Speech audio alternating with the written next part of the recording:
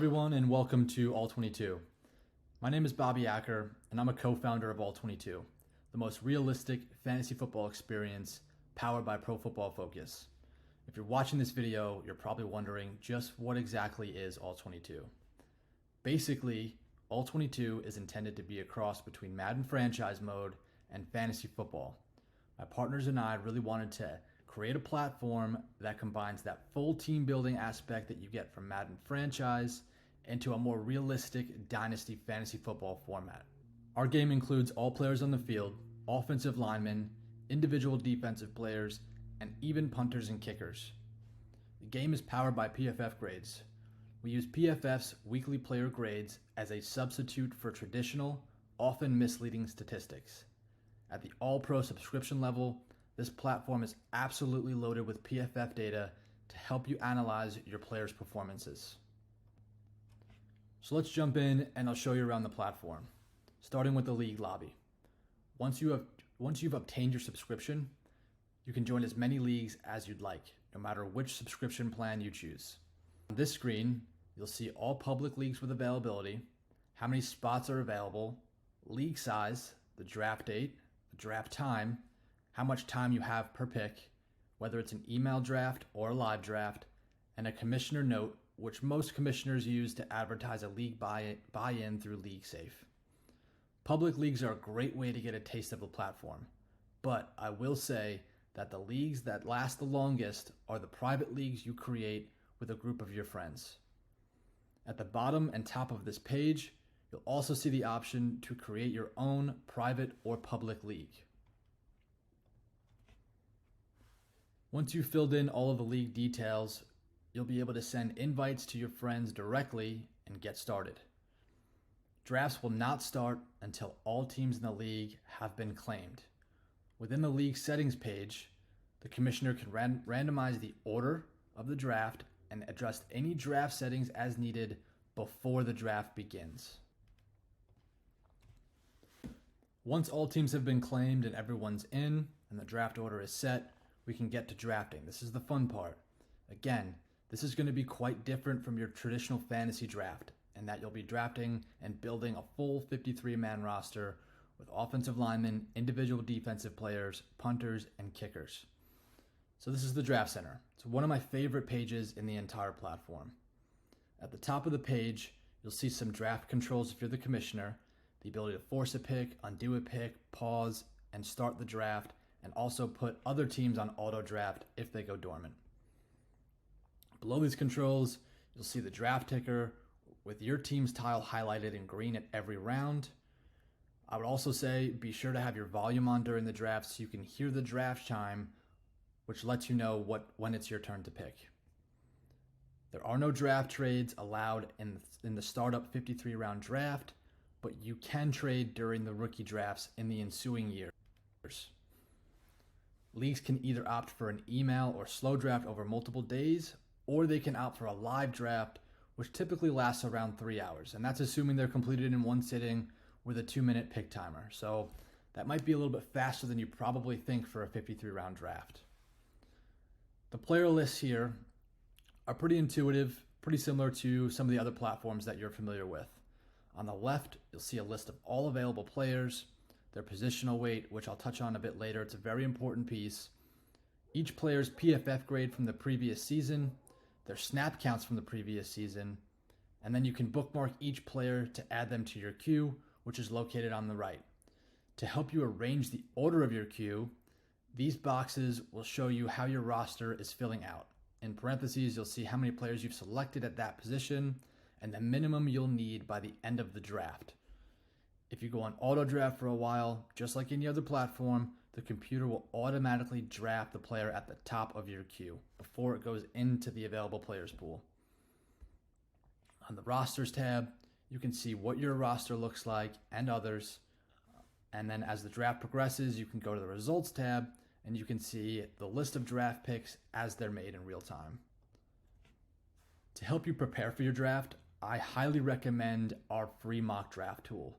With that tool, you can practice your different draft strategies and even change the order of the mock draft to reflect your order in your real draft. So if you get the 9th pick, you can go to the mock draft and set yourself as the 9th pick in a 12-man draft. At the end of the mock draft, you'll even see a grade to evaluate your draft performance. I will warn you though, this tool is quite addicting. Once you've completed your draft, you're going to want to head to the My Team page, and this is where things get pretty interesting.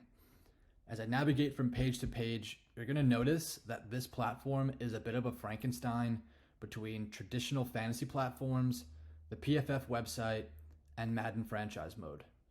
So where traditional fantasy formats might show you a list of all of your players on your team, similar to like a baseball lineup, we're showing you this in a graphic that's based on how you've set your depth chart, just like an actual football team, and very similar to how Madden shows their starting lineups.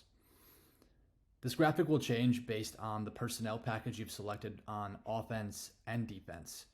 You can adjust this from a week-to-week basis, but they will be locked in when the Thursday night game kicks off. I encourage you to use these base personnel packages wisely, based on the strengths of your team. You may feel like you drafted really strong at tight end, so you'll opt for a 2 tight end set in week 1, but let's say one of your tight ends gets hurt. Your best play may be to change into a 3 wide receiver set or a 2 running back set until your tight end comes back. You want to consider other personnel packages as the season progresses and your roster fluctuates, or even on a matchup basis. And it works the same way on defense. If you feel like you're really strong at defensive interior, you can start 3 of them in a 3-4. If you feel like you have really good corners, you might want to go into a nickel. If you feel like you have really good linebackers, you can go into a 4-3. Think of this as an evolution of what they call the flex spot in traditional fantasy football formats, except that it's not completely unrealistic. And like I said before, this graphic is pulling from the depth chart that you've set below. You'll see here that all starters are highlighted in navy. To the right, you'll see their PFF grade for the week, their positional weight, some additional PFF player grading info, which justifies their weekly PFF grade, and their next opponent's team-wide PFF grades to help you make your matchup-based start and sit decisions. Looking at the snap count minimums, under the column SCM, what we're saying here is that if Daniel Jones doesn't play at least 20 snaps, Russell Wilson will be next in line to take over the starting spot, assuming Wilson does play at least 20 snaps. If Wilson doesn't play 20 snaps, and neither does Daniel Jones, CJ Stroud would be next in line for the starting spot. So the way you set the order of your depth chart is extremely important, and this works the same way across all positions. These snap count minimums have been put in place to address 2 issues. In traditional fantasy, we've all been there when one of your players gets hurt in the first quarter, and then you're kind of screwed for the rest of the game. Or maybe your player's just not as much of a part of the game plan as you thought he would be going into the week. Well, in the real NFL, it's next man up. We've all heard that cliche, right? It's next man up. You're not playing with 10 guys in the field when someone goes down or when someone's taken out of the game. And it works the same way in All-22. You're not playing with 10. It's the next man up on the depth chart. The other issue we're addressing here with snap count minimums is we don't want to see people who are starting a player who gets 5 snaps and grades a 90 outperforming another player who plays 45 snaps and grades an 85 at the same position. In this format, or in this platform, you have an option for an 8, 10, or 12 team league. So there are really plenty of starters to go around, so there's no need to start those guys that get 5 snaps. Another important aspect of the depth chart to point out is that positional weight, which you see for quarterback here is 10.68%. While snap count minimums are mostly the same across the board, the positional weights vary quite a bit from position to position. We obviously can't take a quarterback's grade and a linebacker's grade, for example, and compare them apples to apples. These positions have very different impacts on the outcome of the game, and essentially, that's why they're paid quite differently. So that's what we're saying here. The more a position is paid, the more the position is weighed. The points each player earns for your team on a given week is calculated by multiplying their weekly PFF grade by this positional weight. It's important to note that these Positional weights, we certainly didn't pull them out of thin air. These weights are based on real-life NFL contracts as they stand after NFL free agency in the current year.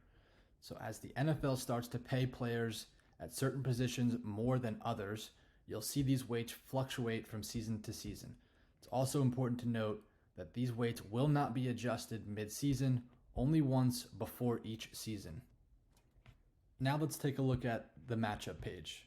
As you'll see on this page, the sum of all these positional values, offense and defensive positions combined, equals 100%. And that is regardless of the personnel package you choose or how the weights fluctuate from season to season, they will always add to 100%. You'll see my team uses a different personnel package compared to my opponent, but our flex player is getting the same positional value. On this page, we can toggle between viewing the offense and defense. We can expand to show the performance of our bench players. Any players that were auto-sub due to not reaching their snap count minimums will be highlighted in red. As grades are populated, you'll see all these scores start to add up. Think of your total score each week like a PFF grade for your entire team. Lastly, at the top of this page, we can slide over to see other matchups within our league and look ahead or look back at each week in the season. Now let's take a look at your league homepage, which is similar to any other fantasy platform. The top section shows your next matchup, followed by the league-wide schedule, the league standings, any transactions that have gone down in your league, and then at the bottom you'll see all the previous league winners. Here we'll take a look at the team news page. The team news page is pretty helpful since it's tough to keep track of the latest news on 53 players. This feed puts it all in one place for you by bringing in tweets from verified sources who are mentioning the names of the players on your roster only. You can filter this by position using the drop-down, and then on the left, we'll be updating our featured content on a weekly basis. We create this content to help you manage your team and strategize to win the week. We'll talk about players to add, drop, sit, start, and we'll even analyze some of your trades. Something new we're rolling out this year is the All-22 hotline. You can text us directly with your roster questions, and we'll even answer some of those questions in our podcast, so keep an eye on these links of our featured content. Speaking of ads and drops, we'll head over to our Players tab.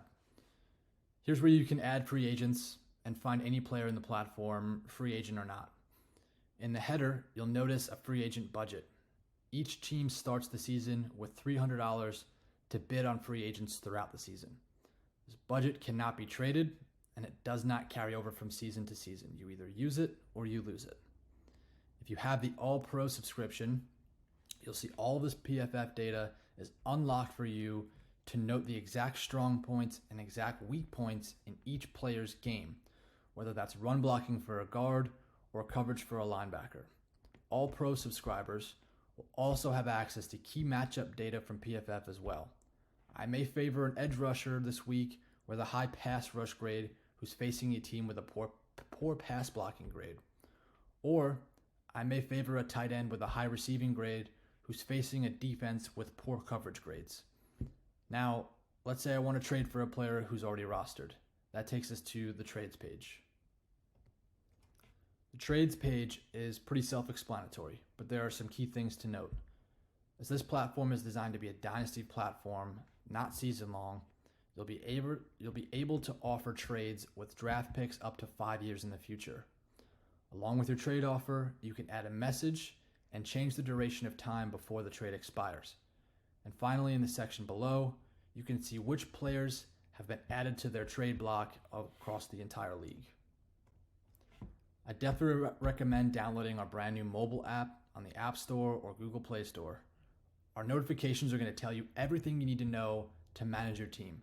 Things like which players to keep an eye on during primetime games, any incoming trade requests, any injury updates you need to be aware of, and everything else that a normal fantasy platform might tell you about your players.